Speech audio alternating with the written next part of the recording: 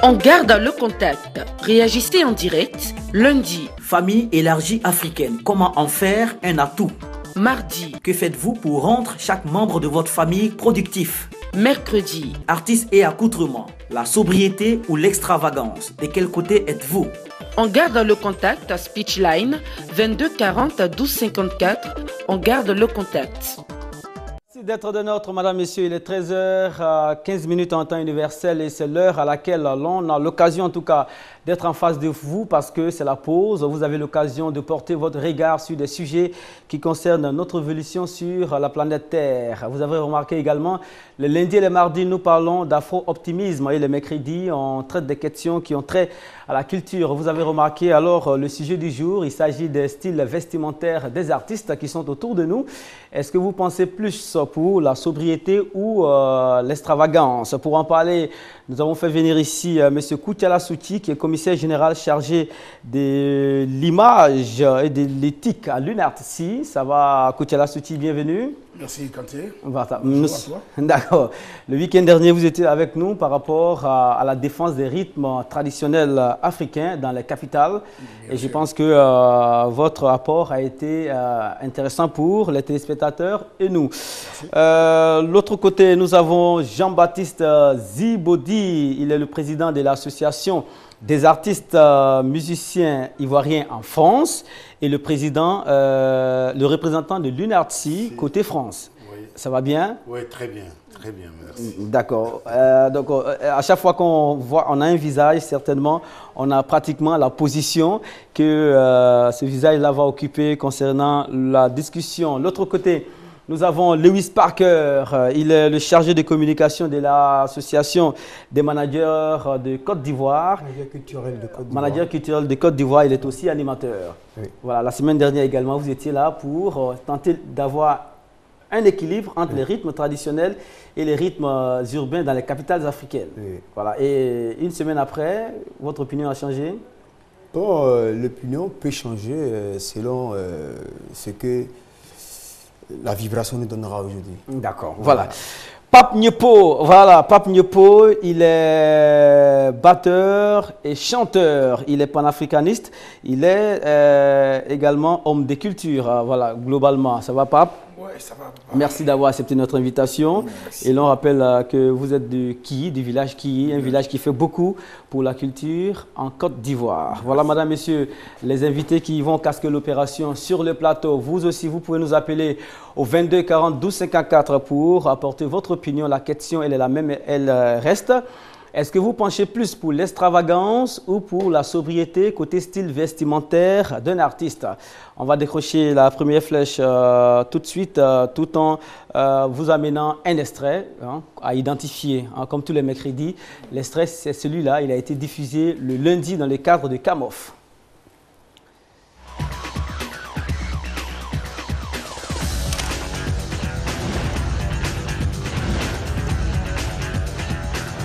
I know that my crazy, my love and I love our booty. Okay, I want you checking your booty. Je suis Fatou Ano, je fais partie de l'organisation.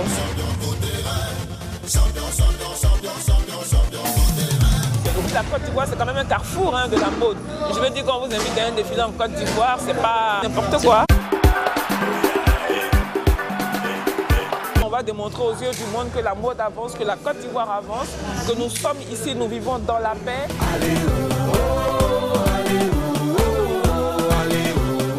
Deux. Tu viens directement. Voilà, extrait CAMOF, c'est tous les lundis et tous les mardis sur On garde le contact. C'est avec cet extrait que l'on décapsule généralement le magazine. Pape Nyepo, il s'agissait de... On va tenter d'arracher le premier point déjà. Le nom de l'événement. Ce qui vient de passer là. Oui, oui. Tu me l'as tapé, mon fiston. Il te dit quand Koutiala est là, parle devant lui. Koutiala Souti. Je sais que c'est un défilé de mode. J'aime bien les défilés de mode, mais Franchement, je ne sais pas qui était le styliste du jour, mais j'adore les défilés des modes. D'accord. Il s'agit d'une opération qui est annuelle, casquée par Isabelle Arnaud. On veut seulement le nom. C'était au bas de l'écran tout de suite, c'était en médaillon. Jean-Baptiste, bon, on ne peut pas vous en vouloir. Hein. Je n'ai pas prêté attention, mais je pense que ça peut être ce que Koutiala vient de dire. Voilà. Lewis Parker, vous êtes seul contre 3 aujourd'hui. Vous représentez les managers, encore une fois, en face des défenseurs des rythmes traditionnels africains, aussi des défenseurs d'image et d'éthique d'artistes. Vous avez plus de chance. Hein? Il s'agissait de Africa Fashion Show de Isabelle Arnaud. Voilà, la 6e édition. Africa Fashion Show, pas Africa Fashion Show. C'était la 6e édition, c'était en 2011. Vous marquez donc le premier point pour les managers. Vous avez dit cran. Il s'est terrassé. D'accord. Il s'est terrassé, on est trop. Quand on commence, on se laisse alors les doigts. Je suis un manager. Je suis le dirigeant. C'est ce qu'on verra. D'accord. Voilà, on va marquer un tampon pour passer de l'autre côté de la barre et parler des brèves.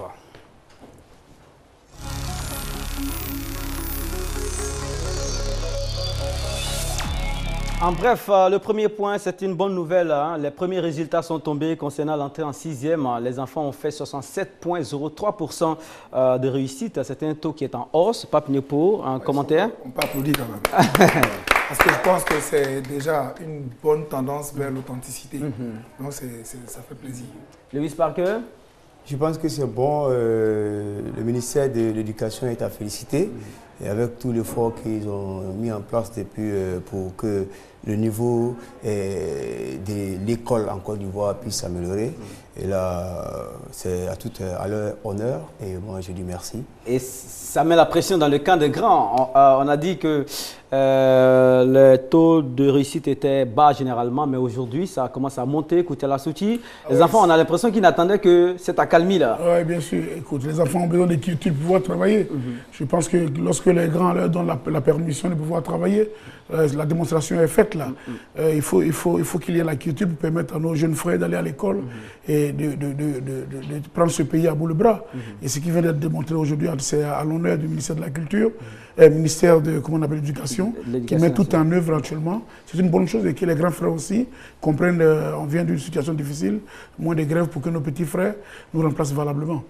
Jean-Baptiste Djibouti, les enfants sont en train d'indiquer la voie. 67,03% de réussite. Oui, je pense qu'avec ce résultat-là, la Côte d'Ivoire est en marche. Bravo au ministère de l'Éducation nationale, mais avec ce ministère, je dis merci à toute la Côte d'Ivoire, celle d'en haut, du milieu et d'en bas, parce que c'est la relève, les jeunes. Je ne peux que féliciter notre pays, la Côte d'Ivoire. Merci beaucoup. La suite, c'est avec des images de vacances d'artistes. Nel Djamila, il y a longtemps qu'on ne la voit pas, Nel Djamila, Lewis. Oui, on la voit très souvent.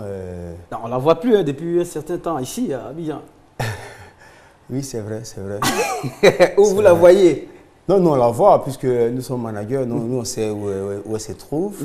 Donc, tu sais, il y a des moments pour l'artiste de chercher à avoir plus de visibilité. Et quand un artiste disparaît un peu, c'est que l'artiste est en préparation. C'est ça. Donc, on l'a déniché, on l'a cherché, elle est là. Hein, Fatou, voilà, elle est là, elle est en vacances, elle est en Tunisie, elle est en préparation des choses vraiment intéressantes. Et je vous rappelle que pour le premier numéro de Transcendance, elle s'apprête en tout cas à descendre en Côte d'Ivoire pour, encore une fois, rencontrer les fans. Là, vous la voyez près d'un animal plutôt rare ici. Hein. Chameau? Oui, le chameau. Plutôt rare. Ouais. Koutiala, les vacances, c'est important pour les artistes aussi? Bien sûr. Moi, je pense que c'est vraiment important pour les artistes parce que nous faisons un boulot de chien.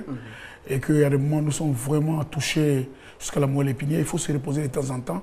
Sinon, après, tout le corps craque parce que le corps, c'est un prêt. Hein. Il ne faut pas en abuser. Je pense que les vacances, chaque artiste devait, dans sa carrière, de temps en temps, se prendre des vacances, au moins une fois tous les 3 mois. Jean-Baptiste? Oui, ça fait du bien de se reposer, mais en même temps, moi, j'aime les vacances pour m'instruire. Voilà, en 38 ans de résidence en France, c'est la première fois que je passe plus de 6 mois dans mon pays natal, la Côte d'Ivoire. Et je me suis vachement instruit pendant ces 6 mois. Et à la clé, il y a quelque chose de nouveau qui est en préparation, Voilà, qui est fin prêt. Quelque chose sort là bientôt. Et puis, ben voilà. Pape Nyopo, entre 2 avions, 2 festivals, 2 publics, c'est bon de temps en temps de marquer une pause. Hein. Oui, je pense que ça restaure.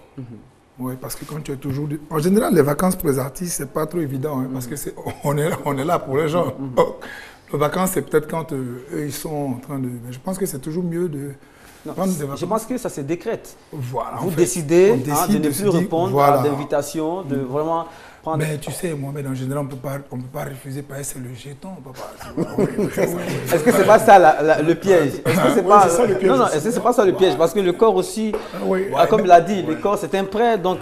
Justement, en fait, nos vacances ne sont pas peut-être comme les vacances d'un bureaucrate ou bien les vacances d'un cadre quelque part. Peut-être qu'il change d'activité. Voilà, peut-être que tu peux prendre des vacances d'une semaine et puis après tu reprends. C'est-à-dire c'est entrecoupé peut-être.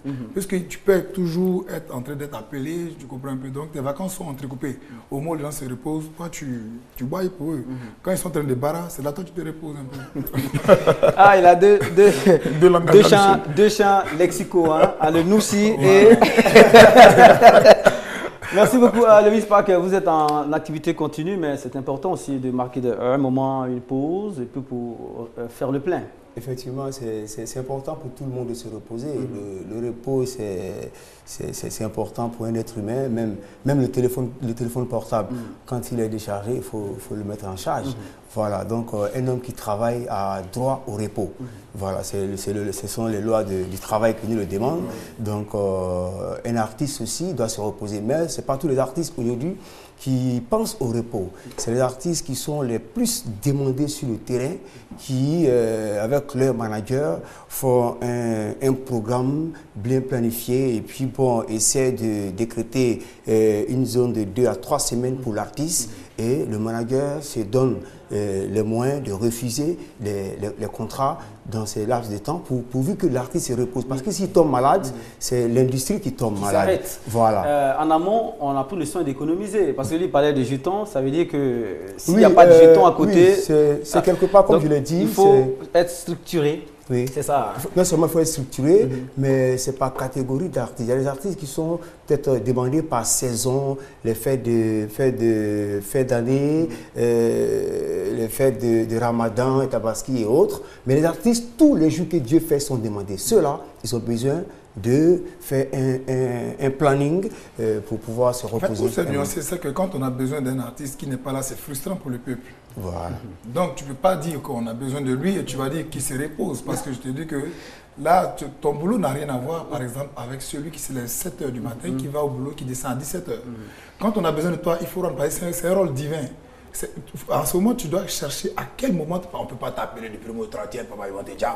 Il y a au moins des moments où tu vois, non, on te laisse, même si une semaine de repos, il y a une manière de récupérer quand tu es un artiste parce que tu es toujours en création. Donc ça aussi, ça s'apprend. Le dernier point des brèves, c'est avec l'INSAC qui va consacrer le 2e semestre de son année artistique et académique 2013 à un hommage à Ernesto Djedje. La conférence de presse que vous allez voir tout de suite a été donnée le week-end dernier par le DG de l'INSAC, M. Tibius Kofi.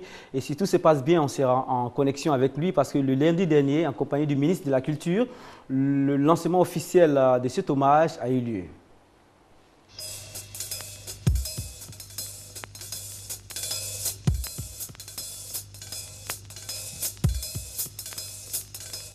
Ernesto Djedje est décédé le 9 juin 1983 à Yamoussoukro. Il avait alors 36 ans. La Côte d'Ivoire venait de perdre un de ses plus grands musiciens.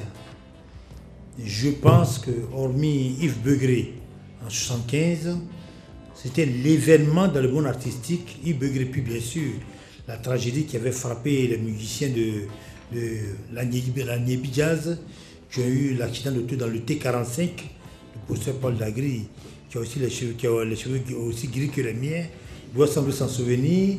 Tu te rappelles bien, à part ces deux faits, la tragédie des musiciens de la Niébi Jazz qui sont morts dans un accident de T45, et puis la disparition de Yves Begré en 1975, c'était vraiment le plus grand événement qui venait de frapper, le plus grand événement tragique qui venait de frapper la Côte d'Ivoire artistique.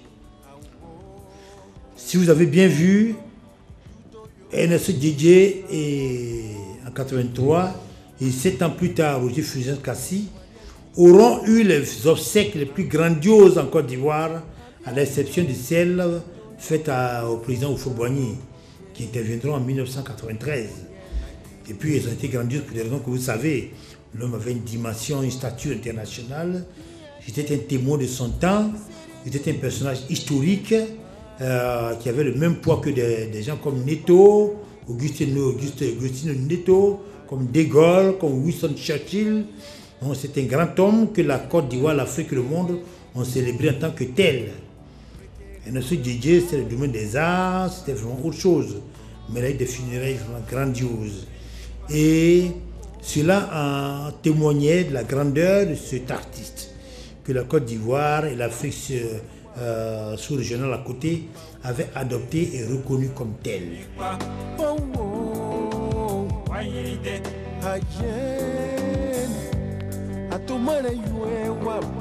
J'ai vu comment travaille le monde en Angleterre, aux États-Unis, en France, au Canada, enfin dans les pays développés, les gens gèrent la mémoire des grands créateurs. Les Américains sont allés jusqu'à créer un cimetière spécial pour leurs grandes icônes des arts. L'Afrique n'a pas encore pris conscience de cela. J'ai observé le phénomène et je me suis rendu compte que nos artistes, en tout cas nos grands artistes, n'étaient pas célébrés comme il fallait. La célébration, ce n'est pas seulement les obsèques. L'Afrique est alerte à organiser des obsèques pour pleurer des morts. Mais l'Afrique ne se connaît pas encore ou alors a oublié la mémoire du culte des morts. Et ce n'est pas bon pour un peuple de ne pas se souvenir de ceux qui sont partis et qui nous ont laissé le meilleur d'eux-mêmes. Birago Diop a dit, les morts ne sont pas morts, ils sont dans l'eau qui coule. Écoute plus souvent les choses que les êtres. La voix du feu s'entend, écoute la voix de l'eau. C'est de quoi il parle. Voilà la conférence de presse du directeur de l'INSAC, M. Tibis Kofi, qui est en ligne avec nous. M. Tibis, bonjour. Bonjour monsieur. Merci d'avoir accepté notre invitation parce que nous savons qu'il y a de l'activité, en tout cas à côté INSAC, pour cet hommage à NSE Djedje. La première question qui vient déjà à l'esprit, c'est pourquoi 30 ans plus tard, monsieur le directeur? Pourquoi 30 ans plus tard? Oui. Soyez rassurés, quand Djedje est décédé, je ne me suis pas foutu pour objectif de le célébrer 30 ans plus tard. Donc ce n'est pas un objectif. Il servait tout simplement que j'ai été porté à la tête de l'INSAC l'année dernière. Et comme je suis beaucoup le phénomène Djedje, il y a longtemps que je m'intéresse au LGBT, je viens de boucler l'histoire de la musique ivoirienne et tout cela. Donc je savais très bien que en 2013, ça sera le 30e anniversaire de sa disparition. Je suis arrivé l'année dernière, donc je me suis dit, mais l'année prochaine, je suis à la tête de l'Institut, il faut bien qu'on puisse célébrer le 30e anniversaire de Djedje. Bon, le chiffre 30 me paraissant un chiffre rond, ça fait quand même 3 décennies, c'est le temps d'une génération. Je pense que le temps d'une génération, nous pouvons faire quelque chose d'institutionnel. J'insiste beaucoup sur la dimension institutionnelle de la chose. Donc, au moins, le moment institutionnel à une de nos grandes icônes de la musique, c'est tout. D'accord. Il y a une coïncidence. 6 mois d'hommage, c'est un semestre, c'est un pan d'une année académique et artistique. Ça paraît long, mais vous avez de quoi meubler ces 6 mois. Ah oui, c'est même court pour nous. Court. Djedje, il vous faut aujourd'hui, il faut au moins une thèse entière sur Djedje. Ça demande des années.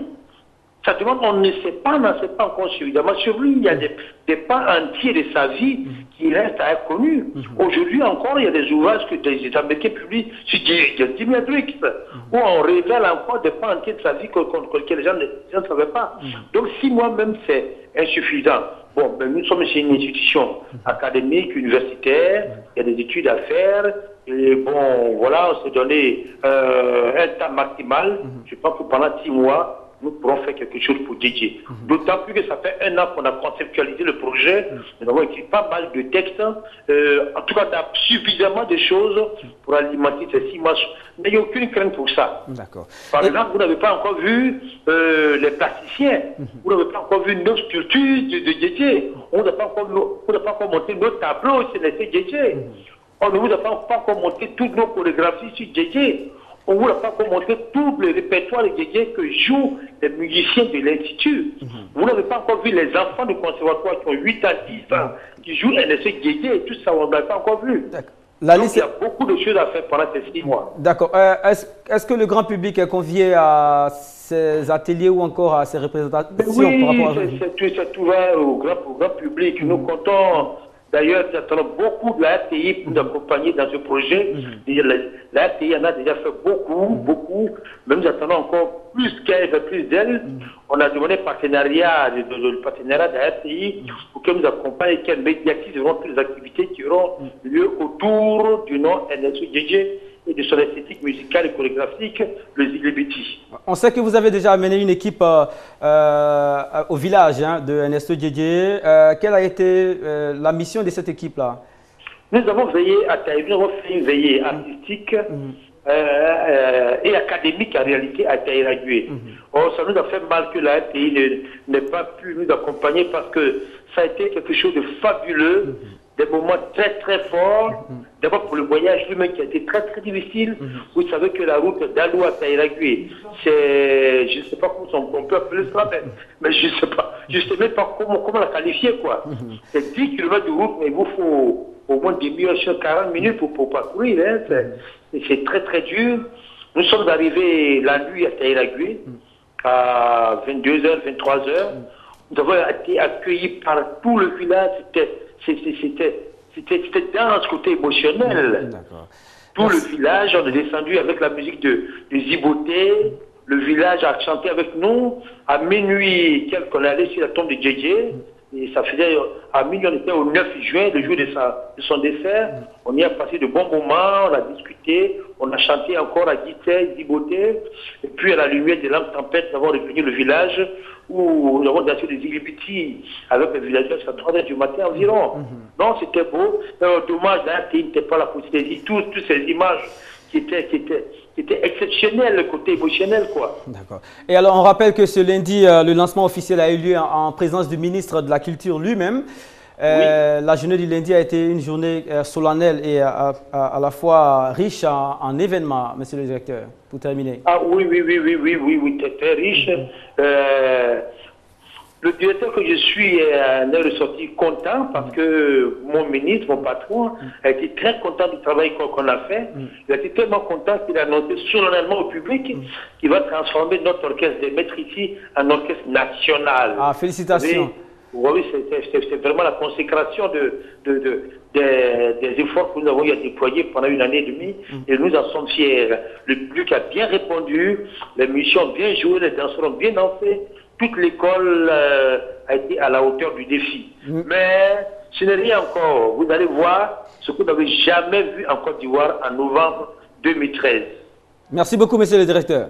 Merci beaucoup. Allez, au revoir. On garde le contact continu. On se retrouve tout de suite après cette coupure pour un tour de table concernant cet hommage de l'INSAC à NSE DJ. D'accord, le temps qu'on soit prêt. Jean-Baptiste Ziboti, je vous ai senti plongé dans cette affaire. Oui, si je suis guitariste de formation, c'est en partie grâce à Ernesto Guégué, que j'ai rencontré il y a très longtemps. C'était une grande figure de la musique africaine. Il a fait sortir le Ziglibiti, qui existait déjà à l'état brut. Il a essayé, parce qu'en fait, il est le rapporteur de la tradition orale par rapport aux Ziglibiti, qui existait en pays BT. Son village n'est pas loin du mien et Guégué lui-même a grandi chez son oncle maternel, son grand-père. Ben, qu'on reconnaisse les talents de ce grand monsieur, ça me va droit au cœur. Pour ma part, je ne souhaiterais pas, parce que je suis quand même une des grandes figures de la musique ivoirienne, être décoré à titre posthume. Parce que c'est ce qui, malheureusement, arrive à la plupart de nos artistes. Ça n'arriverait pas. Le ministre vient en vertu des pouvoirs qui me sont conférés par le guide éclairé de la nation. Alors, je ne voudrais pas de ça, de mon vivant, qu'on reconnaisse que Jean-Baptiste Djibodi a posé des actes en matière culturelle. Merci Jean-Baptiste. Koutiala, vous étiez tout à l'heure en train de faire une remarque. Il y a eu un cycle de disparition d'artistes à l'âge de 36 ans. Oui, bien sûr. Vous savez que le siècle passé, avant d'entrer dans les années 70, il y a eu un cycle. Il y a eu beaucoup d'artistes qui sont partis à 36 ans. Lionel Jospin, comment on appelle, Otis Redding, Bob Marley, même chez nous, Fulgence Cassi, et Nosso Yedje. En France, il y a eu Joël Dassin. Attends. C'est pour dire qu'il y a eu un cycle où les artistes ne dépassaient pas 36 ans. Vous voyez un peu? Et c'est des choses aussi qu'il faut prendre en remarque pour ces artistes qui viennent. Il faut gérer sa carrière de sorte que pour pouvoir dépasser ce cap-là. Quand vous dépassez les 36 ans, 37 ans, vous pouvez souffler. Ouf. Donc ça se passe en musique, on ne court pas. C'est un marathon, c'est pas une course de fond. D'accord. Pop. Moi, je peux courir. Ouf. D'accord. Allez, on se retrouve tout de suite. Le débat sera lancé tout à l'heure. On a juste le temps de parcourir brièvement quelques sujets qui nous ont préoccupés du lundi au mardi. Et aujourd'hui, le sujet, vous le savez, extravagance ou sobriété du style vestimentaire des artistes. C'est ce qui explique en partie les différents accoutrements que vous avez ici. Certaines personnes assument leur extravagance, d'autres ne l'assument pas du tout. On se revoit tout de suite. On garde le contact. Réagissez en direct. Lundi. Famille élargie africaine. Comment en faire un atout? Mardi. Que faites-vous pour rendre chaque membre de votre famille productif? Mercredi. Artistes et accoutrements. La sobriété ou l'extravagance? De quel côté êtes-vous? On garde le contact à Speechline 22 40 12 54. On garde le contact. On s'est intéressé au sujet de la famille élargie en Afrique. Est-ce qu'il fallait voir dans la famille élargie un poids ou un atout? Ou encore, dans le prolongement, est-ce qu'on pouvait transformer la famille élargie en atout? Voici ce qu'ont dit les personnes interrogées. Tout de suite, on fera un tour de table concernant la famille élargie. Nous sommes les Africains, donc on a un petit regard quand même, une analyse à faire sur la famille élargie. Voilà. Dans la société traditionnelle, c'était quand même une richesse parce que le vieux avait besoin de tout cela pour les travaux champêtres, pour tout ce qui rentre dans les efforts à fournir dans la famille pour survivre. Voilà. Ça contribuait même à l'autosuffisance alimentaire. Voilà. Mais aujourd'hui, là, je pense que ça devient un problème. Et une petite maison qui te coûte 100 000 francs à Abidjan, tu ne peux pas avoir plus de 3 à 4 personnes. Du coup, la famille élargie devient un problème. Une famille élargie. Merci beaucoup. La famille élargie devient un problème. Jean-Baptiste Djibodi. C'est vrai qu'à l'époque, quand nous on était encore très jeunes, il fallait élargir les familles, mais avec le coût de la vie, la cherté de la vie aujourd'hui. Parce qu'en Europe, à l'époque, c'était des familles vraiment élargies. Et aujourd'hui, ils ont essayé de restreindre par rapport aux moyens dont on dispose, parce que la vie est devenue beaucoup plus chère. Est-ce que vous n'avez pas tellement vécu en Europe que ça a transformé votre façon de voir les choses? Non, non, non. Déjà, moi, mon père avait 4 femmes, on est une vingtaine. Bon, l'éducation, Dieu merci, on s'en est sorti, hein, comme dans toutes les familles d'ailleurs. Moi, je n'ai que 2 enfants. Je suis 5 fois grand-père. Bon, je remercie Dieu. Il faut restreindre un tout petit peu les familles aussi. D'accord. Un avis contraire? Où est-ce qu'on avance?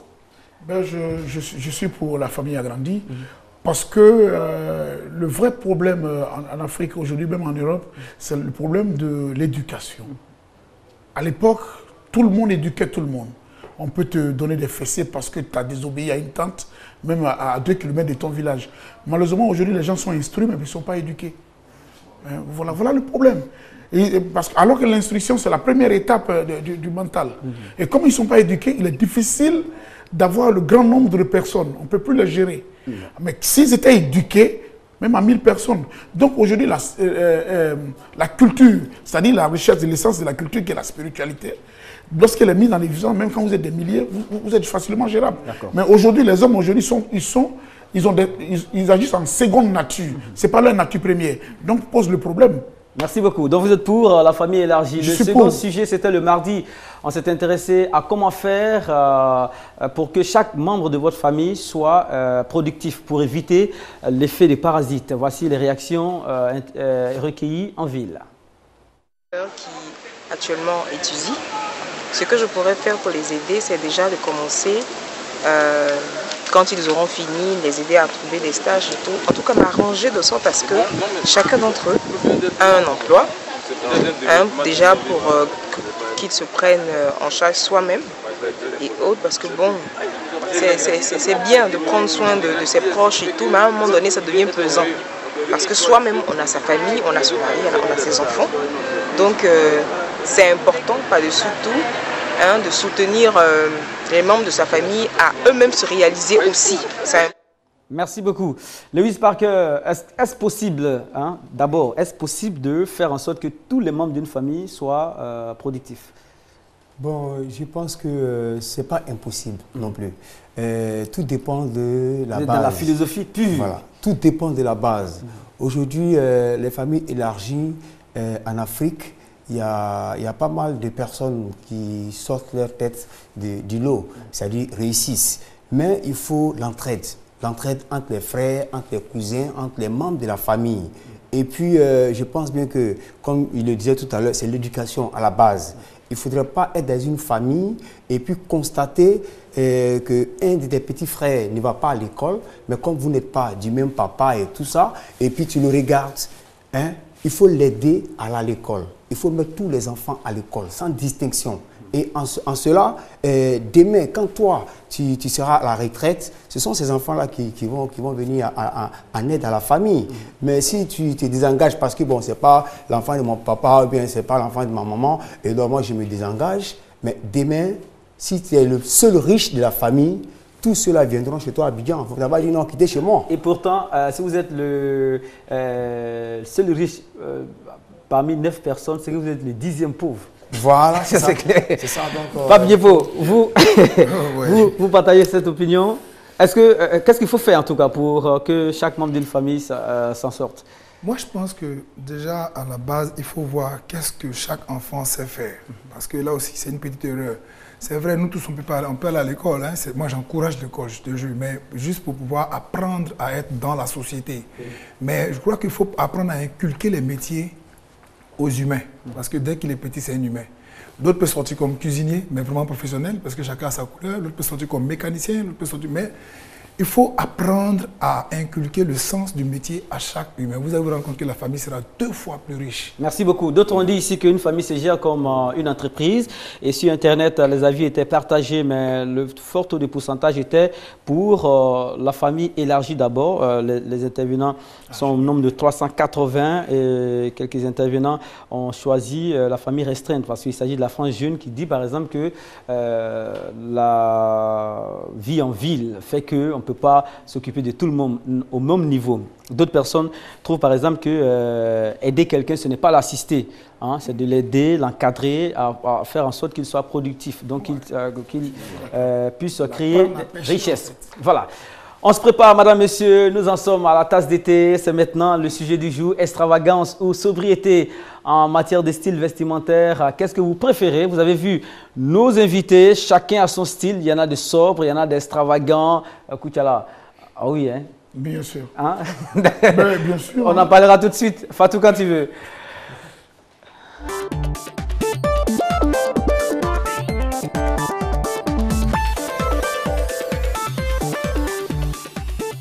Vous pouvez nous interrompre à chaque instant en composant le 22 42 54 pour donner votre opinion sur le sujet du jour, l'extravagance ou la sobriété en matière de style vestimentaire. On va commencer par celui qui attire plus l'attention sur le plateau, c'est Koutiala Souti. Koutiala, alors on imagine déjà que vous êtes pour la liberté en termes de choix de style. Ah oui, bien sûr, parce que vous ne pouvez pas conseiller quelqu'un qui ne fait pas partie de ma tribu. Moi, je suis le chef d'une tribu sauvage. alors on a notre manière de s'habiller. On ne va pas s'habiller comme un ministre, ça, on ne peut pas. Tu vois un peu, ma cagnotte actuellement, c'est ma fille qui me l'a fait.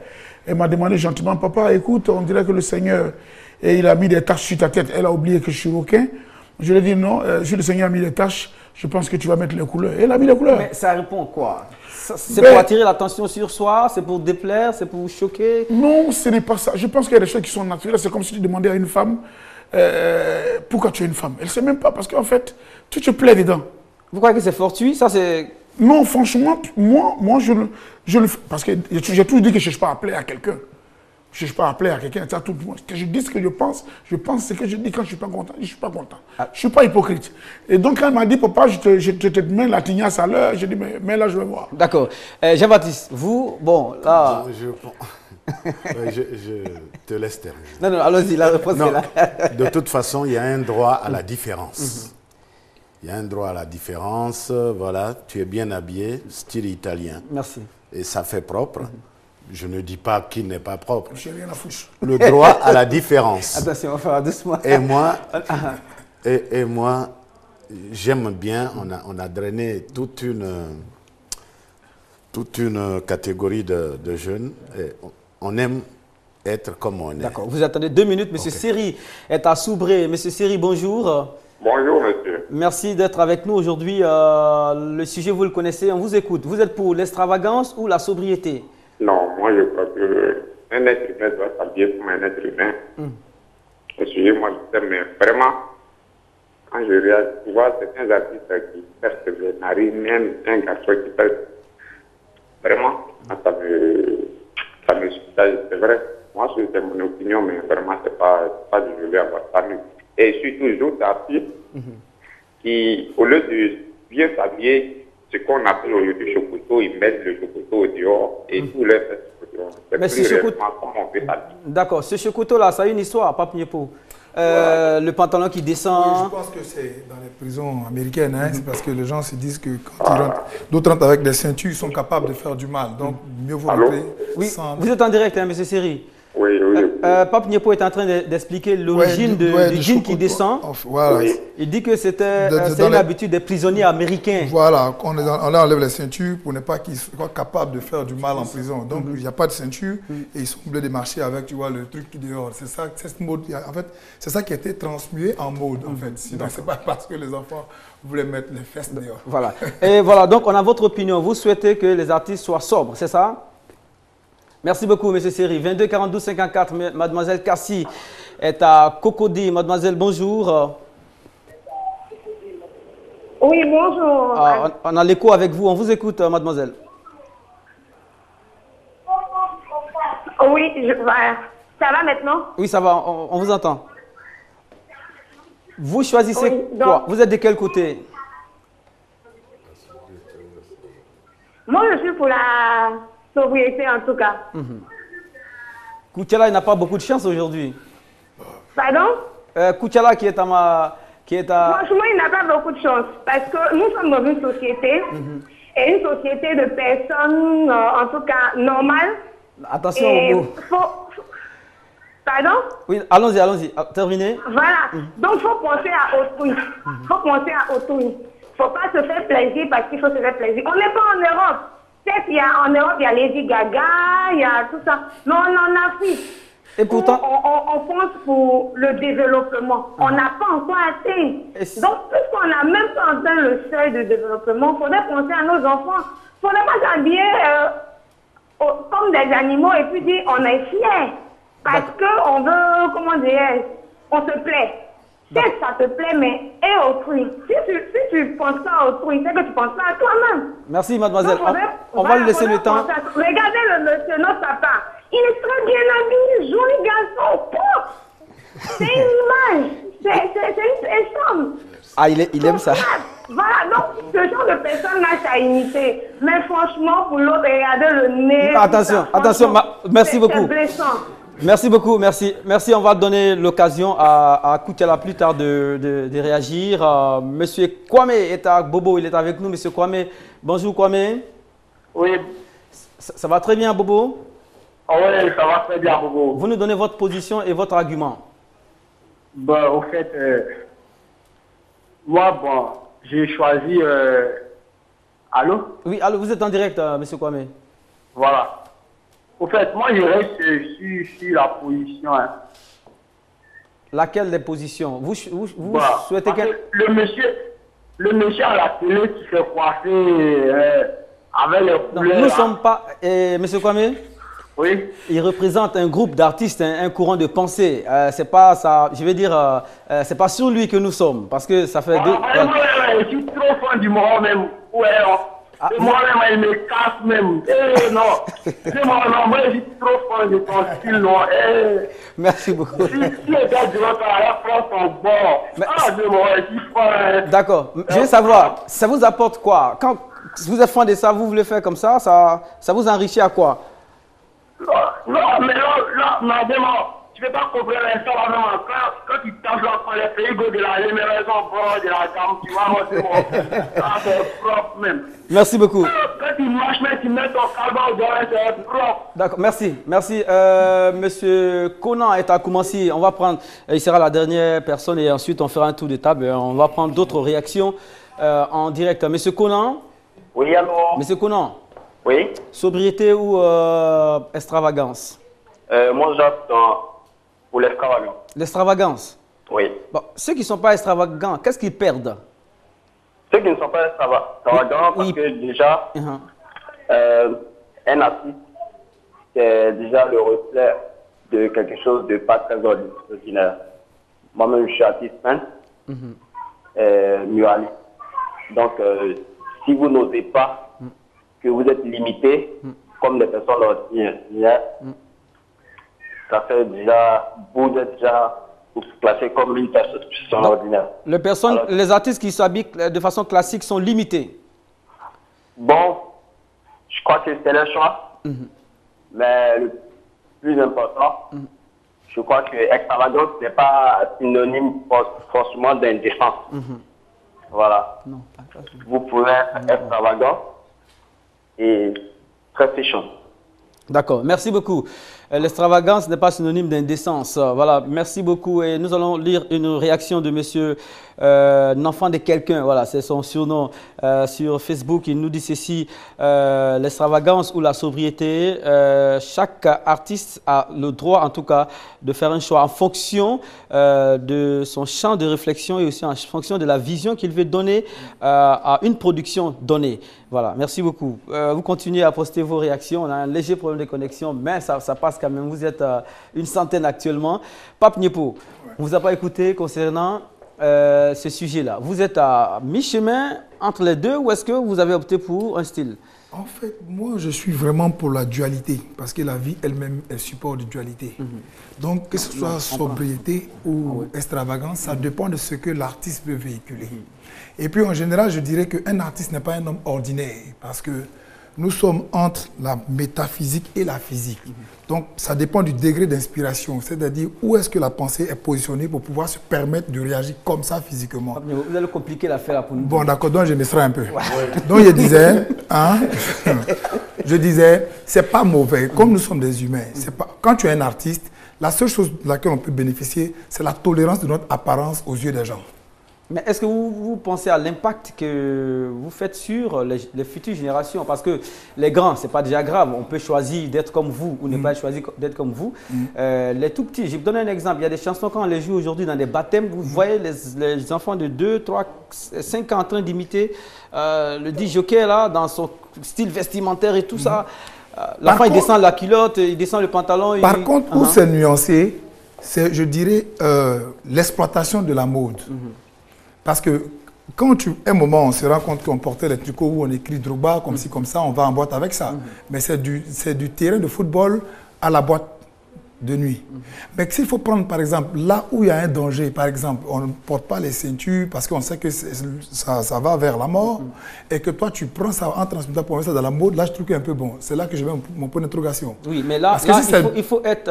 voilà, si ça doit être nuisible à notre génération antérieure, alors là, je ne valide pas. Mais s'il faut qu'on prenne ça juste pour s'amuser, parce que tu sais aussi, quand la conscience se développe, tout est un peu possible.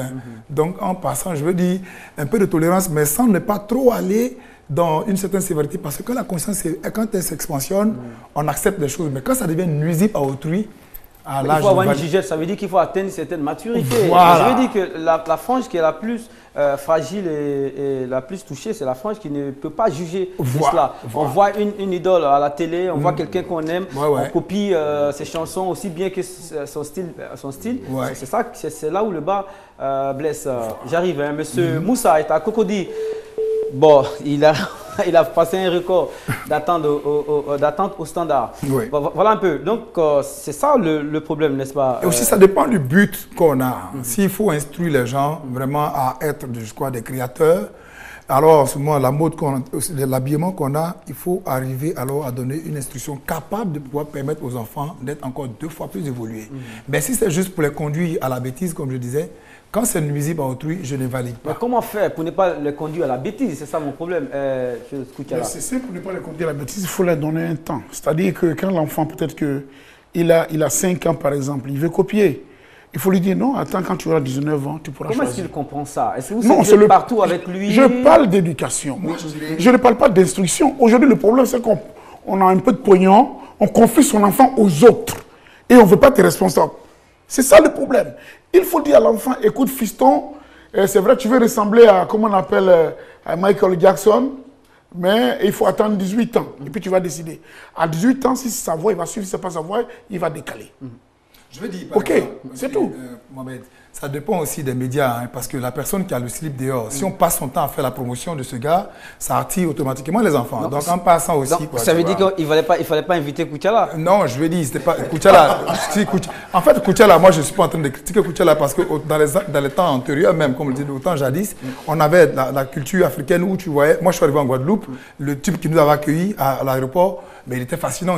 Pour lui c'est petit, mais il avait vraiment ces cerceaux, il était vraiment percé de partout. On appelle ça les rhinos. Voilà. Donc, c'est une culture qui a existé autant. Maintenant, quand tu reviens dans le temps actuel où on a d'autres visions des choses, peut-être qu'il faut savoir l'adapter et puis peut-être l'accepter, je veux dire. Monsieur Ouedraogo est à Djamé. Monsieur Ouedraogo est au 22 42 54. Ouedraogo, bonjour. Oui, bonjour. Voilà votre position. Bon, ma position, je pense que dans la vie, toute personne a un choix. Et quand on se dit être dans une société, on doit pouvoir respecter le choix de toute personne. Donc, moi je pense que être extravagant ou pas, ça n'a pas d'influence sur la société. Tout est déjà à son comportement et sa réaction dans la tête. Donc, d'accord. Vous avez un joli texte devant vous, en tout cas, ça nous impressionne. Ben, la connexion nous pose un petit problème. Lewis Parker, vous allez concilier les 2 positions ou est-ce que vous allez trancher? Bon, moi, je pense qu'il faut prendre le juste milieu parce que l'extravagance n'est pas mauvais en soi. L'extravagance au niveau vestimentaire, ça répond à ce que tu veux atteindre comme objectif, comme le disait tout à l'heure l'autre. Voilà, Papineau. Baudelaire le dit, hein, le beau réside dans le bizarre. L'extravagance, c'est ce qui est bizarre. C'est ce à quoi on n'est pas habitué. Et quand tu vois, c'est bizarre, c'est étonnant, c'est fou devant toi. Et ça attire l'attention. Voilà, et ça attire l'attention. Et celui qui est extravagant bénéficie de ça. Voilà. Un artiste qui est extravagant, côté vestimentaire, corporel et tout ça, il veut attirer l'attention des gens sur lui. C'est ça, Koutiala? Ben, il faut comprendre d'abord que l'artiste, nous avons un père. Et le père des artistes, c'est l'homme le plus parfait que la terre n'a jamais eu. Et lui, il dit, quand je vais revenir, je viendrai comme un voleur. Ça ne vous dit rien? C'est-à-dire que le père des artistes, que vous avez donné tous les noms, Yeshua, Donaï, et autres, Jésus de Nazareth, et tout ça. Il dit, quand je vais revenir, je viendrai comme un voleur. Il n'a pas dit qu'il viendra comme un ministre. Et c'est pour cela que vous anticipez? Non, ce n'est pas pour cela. Nous sommes ses disciples. Ici, tous ces artistes que vous voyez, c'est les enfants du Créateur. Et puis, pour être un artiste, on ne se lève pas un matin. Quand je dis que le Seigneur a commencé le travail, j'achève. Je comprends ceux qui sont choqués. Mais moi, ça me dirait, regardez ma tête. Je dis que ce décor-là, ça a été fait naturellement. Je n'ai fait que passer la couleur. Je viendrai ici prochainement, dans 1 ou 2 mois. Je vais laver ma tête. Vous verrez que les décors, si vous plaignez de moi, ça veut dire que vous plaignez du Seigneur qui m'a amené. Parce que c'est lui qui a fait les décors. Moi, je n'ai que fait mettre la couleur. Mais voilà, c'est ça le problème. Moi, je pense que toute chose est une unité de contraire. Parce que dans le laid, on trouve le beau. Dans le beau, et c'est toute cette diversité qui fait que, bon, c'est vrai, il y a l'excentricité aussi. Il ne faut pas pousser. On ne reconnaît pas un artiste que par les vêtements. Si tu t'habilles bien, par exemple, comme Jean-Baptiste Ibodi, il faut arriver à chanter juste aussi. Voilà. Il y a tous ces critères qu'il faut mettre en valeur. Il y en a qui s'habillent bien, ils ne savent pas une portée musicale. Même la clé de sol, ils ne connaissent pas. Bon, ça aussi, c'est un autre débat. Mais en fait, dans l'habillement, moi, j'évite de choquer les gens. Parce que je dois servir d'exemple à ma génération, même aux générations futures aussi. Merci. J'ai choisi la sobriété. Je pense que les artistes sont les promoteurs de la culture et les artistes ivoiriens doivent vendre la culture ivoirienne. Et je veux voir des artistes qui défendent la tradition ivoirienne, porter des pagnes kita, des pagnes baoulés et tout ça. Et là, ça, moi, côté vestimentaire, c'est ce qui serait intéressant. Mais aujourd'hui, il faut dire que l'extravagance ici, comme je l'ai dit, n'est pas mauvais en soi. Mais chaque tendance musicale aujourd'hui à son style vestimentaire. Ce que je déplore, c'est la dépravation vestimentaire. Merci beaucoup.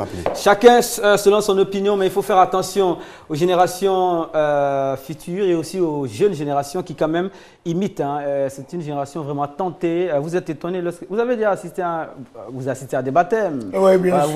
Parce qu'on met à chaque artiste un comportement sur la piste des danses. Alors si vous êtes un père, vous savez que vraiment, il faut absolument dire un mot aux artistes parce qu'ils sont parfois plus écoutés que les pères, hein, que les parents. Merci beaucoup. Ça va donner un petit jeu tout de suite. Vous allez répondre pour ce côté, lui va répondre pour là. Pourquoi est-ce que les chevaux dorment debout? Je viens de connaître ta question. Oui. Les chevaux ne dorment jamais couchés. Les chevaux sont toujours... Les chevaux. Les chevaux. Un cheval debout. Toujours debout. Mais parce que si on dit P, il est en panlistique. Merci. Et vous? Les chevaux dorment debout parce que les chevaux sont considérés dans la forêt comme des proies. Donc pour les défenses vitales, ils restent debout et c'est devenu une habitude. La réponse. Fatou, la réponse.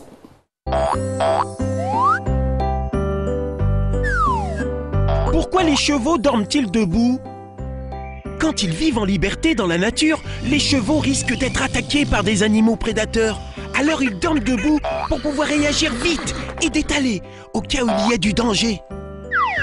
Le plus souvent, les chevaux font des petites siestes tout en restant debout.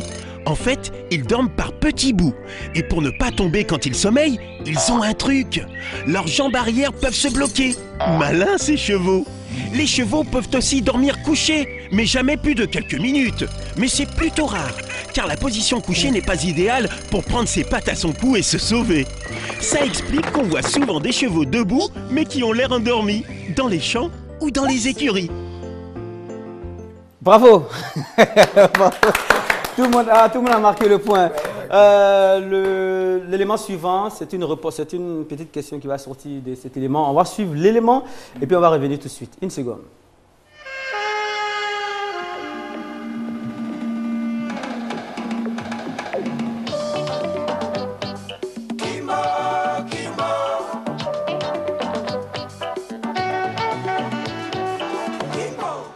Merci beaucoup.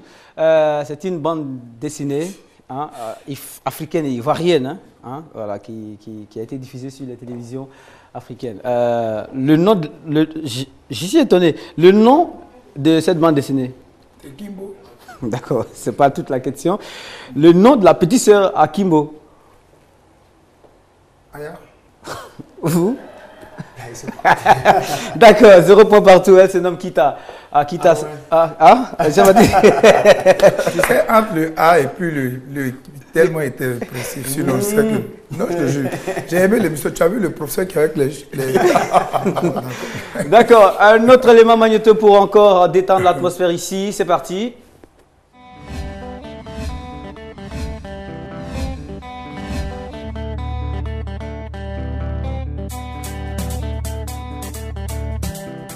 Il s'agit d'une émission qui a une certaine particularité, une émission qui sera diffusée sur RTI 2.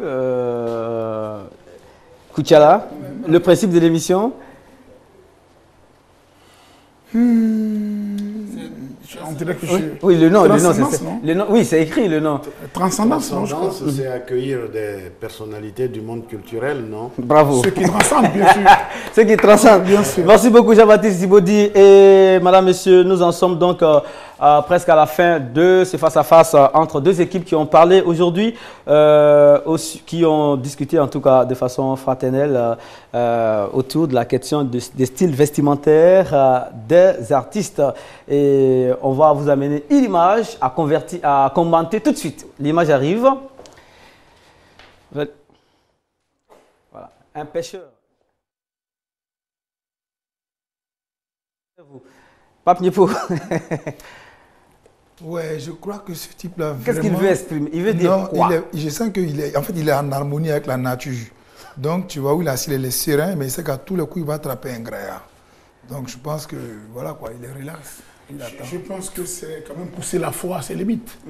Parce que pêcher dans un secteur où il y a la poussière et puis espérer avoir un tilapia, ça c'est une foi vraiment, je ne sais pas. Je sais pas encore cette fois-là. Il est vraiment en harmonie avec la nature, je pense.